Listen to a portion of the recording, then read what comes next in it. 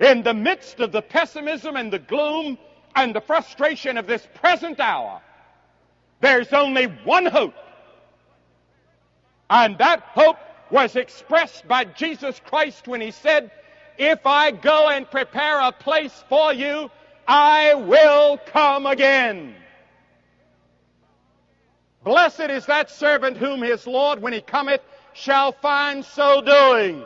Now the Lord is coming, Christ is coming, and the temptation of many Christians is to say, "I'm going to sit down and take it easy and wait for the coming of the Lord." Well, I want to tell you, when He comes, you may be left behind. You remember the 5 foolish virgins in the story Jesus told about? They thought the Lord had waited and waited and waited, and they got a little tired. The oil in their lamps was gone. When He came, they were left behind. The Bible says, "Blessed is that servant whom his Lord, when He cometh, finds so doing." If I knew that Christ was coming tomorrow, do you know what I'd do? I'd do just what I'm doing today. We ought to live every day just as though the Lord's coming. You ought to have your bags packed and ready. You ought to not have your roots too deep. You ought to not have too big a bank account to worry about.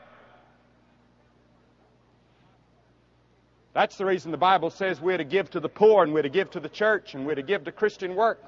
We're to be stewards. Be packed and ready. Ready to go. Working. Winning others to Christ. Witnessing for Christ. Doing all we can to help our neighbor. And above all, loving. Loving